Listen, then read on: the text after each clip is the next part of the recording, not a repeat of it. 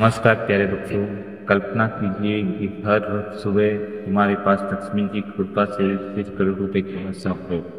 यह सिर्फ सपना नहीं है, एक रहस्य है, एक मंत्र है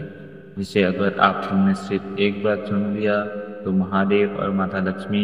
खुद तुम्हारे घर में समृद्धि का दरवाजा खोल दे। यह कोई ताबीज नहीं है, यह कोई जादू नहीं है, यह है लक्ष्मी शिव धन प्राप्ति मंत्र जो सदियों से गुप्त रहा, लेकिन आज आपके कर्म जाग उठे हैं और यह मंत्र खुद आपको बुला रहा है, क्योंकि जो इस मंत्र को श्रद्धा से सुनता है उसका भाग्य बदलता है, विविधता दूर होती है और धन की नदियाँ उसके जीवन में बहने लगती हैं। तो आज कुछ मत करो, बस शांत हो जाओ, बंद आँख करो और लीजिए इस मंत्र को पूरे दिल से सुनो। महादेव और माता लक्ष्मी तुम्हारे जीवन में चमत्कार लाने वाले हैं। बस एक बार सुन लेना और फिर देखना, और मिलेगा 30 करोड़ रुपए, क्योंकि जब शिव और लक्ष्मी का आशीर्वाद देते हैं तो भाग्य लिखने वाला भी सौंप जाता है। बिना देर किए हुए चलो सुनते हैं मंत्र को। मंत्र इस प्रकार है। ओम ह्रीं श्रीं लक्ष्मीपते नमः शिवाय श्रीं ह्रीं फट् स्वाहा। ओम ह्रीं श्रीं लक्ष्मीपते नमः शिवाय श्रीं ह्रीं फट् स्वाहा। ओम ह्रीं श्रीं लक्ष्मीपते नमः शिवाय श्रीं ह्रीं फट् स्वाहा। ओम ह्रीं श्रीं लक्ष्मीपते नमः शिवाय श्रीं ह्रीं फट् स्वाहा। ओम ह्रीं श्रीं लक्ष्मीपते नमः शिवाय श्रीं ह्रीं फट् स्वाहा। ओम ह्रीं श्रीं लक्ष्मीपते नमः शिवाय श्रीं ह्रीं फट् स्वाहा। ओम ह्रीं श्रीं लक्ष्मीपते नमः शिवाय श्रीं ह्रीं फट् स्वाहा। ओम ह्रीं श्रीं लक्ष्मीपते नमः शिवाय श्रीं ह्रीं फट् स्वाहा। ओम ह्रीं श्रीं लक्ष्मीपते नमः शिवाय श्रीं ह्रीं फट् स्वाहा। ओम ह्रीं श्रीं लक्ष्मीपते नमः शिवाय श्रीं ह्रीं फट् स्वाहा। ओम ह्रीं श्रीं लक्ष्मीपते नमः शिवाय श्रीं ह्रीं फट् स्वाहा। ओम ह्रीं श्रीं लक्ष्मीपते नमः शिवाय श्रीं ह्रीं फट् स्वाहा। ओम ह्रीं श्रीं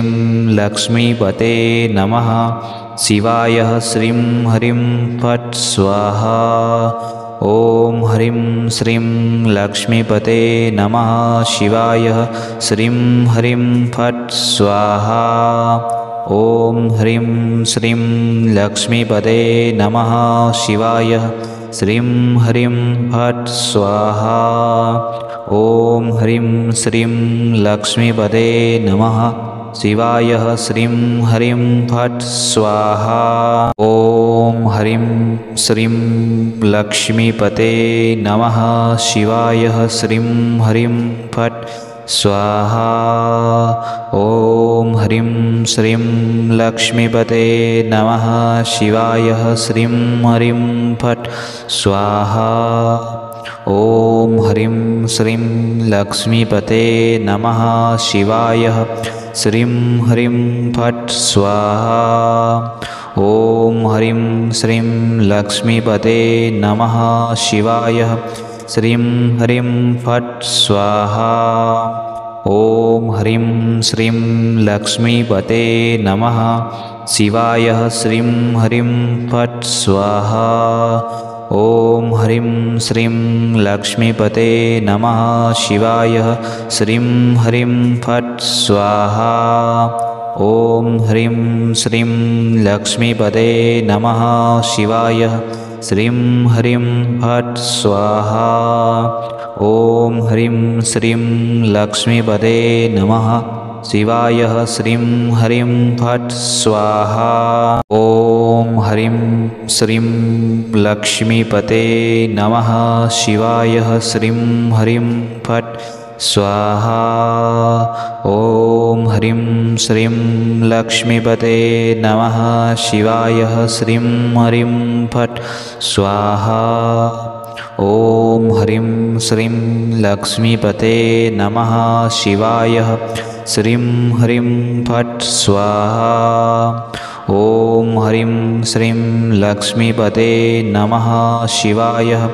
श्रीं हरिं फट् स्वाहा ॐ हरिं श्रीं लक्ष्मीपते नमः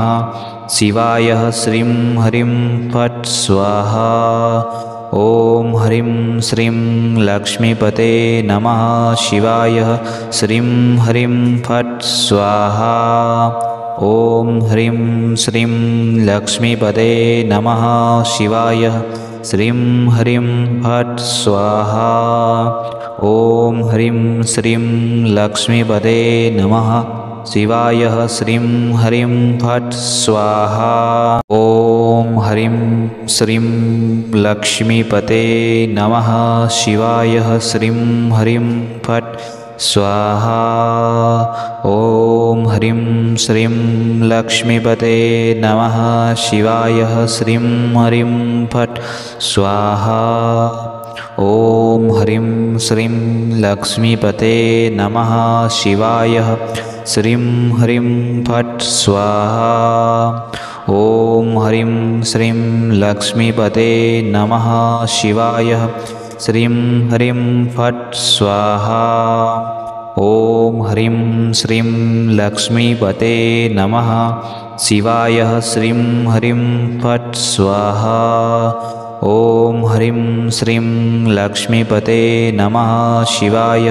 श्रीं हरिं फट् स्वाहा ॐ हरिं श्रीं लक्ष्मीपते नमः शिवाय श्रीं हरिं फट् स्वाहा ॐ हरिं श्रीं लक्ष्मीपते नमः शिवाय श्रीं हरिं फट् स्वाहा ॐ हरिं श्रीं लक्ष्मीपते नमः शिवाय श्रीं हरिं फट् स्वाहा ॐ हरिं श्रीं लक्ष्मीपते नमः शिवाय श्रीं हरिं फट् स्वाहा ॐ हरिं श्रीं लक्ष्मीपते नमः शिवाय श्रीं हरिं फट् स्वाहा ॐ हरिं श्रीं लक्ष्मीपते नमः शिवाय श्रीं हरिं फट् स्वाहा ॐ हरिं श्रीं लक्ष्मीपते नमः शिवाय श्रीं हरिं फट् स्वाहा ॐ हरिं श्रीं लक्ष्मीपते नमः शिवाय श्रीं हरिं फट् स्वाहा ॐ हरिं श्रीं लक्ष्मीपते नमः शिवाय श्रीं हरिं फट् स्वाहा ॐ हरिं श्रीं लक्ष्मीपते नमः शिवाय श्रीं हरिं फट् स्वाहा ॐ हरिं श्रीं लक्ष्मीपते नमः शिवाय श्रीं हरिं फट् स्वाहा ॐ हरिं श्रीं लक्ष्मीपते नमः शिवाय श्रीं हरिं फट् स्वाहा ॐ हरिं श्रीं लक्ष्मीपते नमः शिवाय श्रीं हरिं फट् स्वाहा ॐ हरिं श्रीं लक्ष्मीपते नमः शिवाय श्रीं हरिं फट् स्वाहा ॐ हरिं श्रीं लक्ष्मीपते नमः शिवाय श्रीं हरिं फट् स्वाहा ॐ हरिं श्रीं लक्ष्मीपते नमः शिवाय श्रीं हरिं फट् स्वाहा ॐ हरिं श्रीं लक्ष्मीपते नमः शिवाय श्रीं हरिं फट् स्वाहा ॐ हरिं श्रीं लक्ष्मीपते नमः शिवाय श्रीं हरिं फट् स्वाहा ॐ ॐ ह्रीं श्रीं लक्ष्मीपते नमः शिवाय श्रीं ह्रीं फट् स्वाहा ॐ ह्रीं श्रीं लक्ष्मीपते नमः शिवाय श्रीं ह्रीं फट् स्वाहा ॐ ह्रीं श्रीं लक्ष्मीपते नमः शिवाय श्रीं ह्रीं फट् स्वाहा ॐ ह्रीं श्रीं लक्ष्मीपते नमः शिवाय श्रीं ह्रीं फट् स्वाहा ॐ ह्रीं श्रीं लक्ष्मीपते नमः शिवाय श्रीं ह्रीं फट् स्वाहा ॐ ह्रीं श्रीं लक्ष्मीपते नमः शिवाय श्रीं ह्रीं फट् स्वाहा ॐ ह्रीं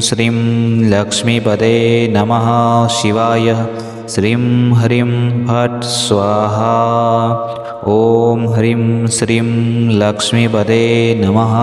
शिवाय श्रीं ह्रीं फट् स्वाहा ॐ ह्रीं श्रीं लक्ष्मीपते नमः शिवाय श्रीं ह्रीं फट् स्वाहा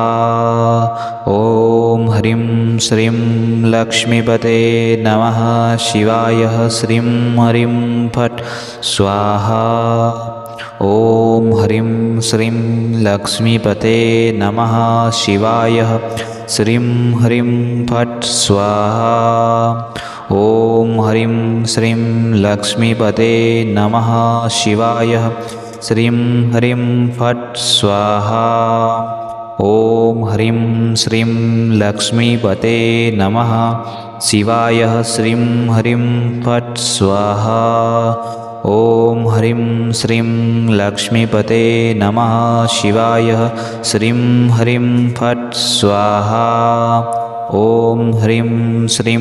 लक्ष्मीपते नमः शिवाय श्रीं ह्रीं फट् स्वाहा ॐ ह्रीं श्रीं लक्ष्मीपते नमः शिवाय श्रीं ह्रीं फट् स्वाहा ॐ ह्रीं श्रीं लक्ष्मीपते नमः शिवाय श्रीं ह्रीं फट् स्वाहा ॐ ह्रीं श्रीं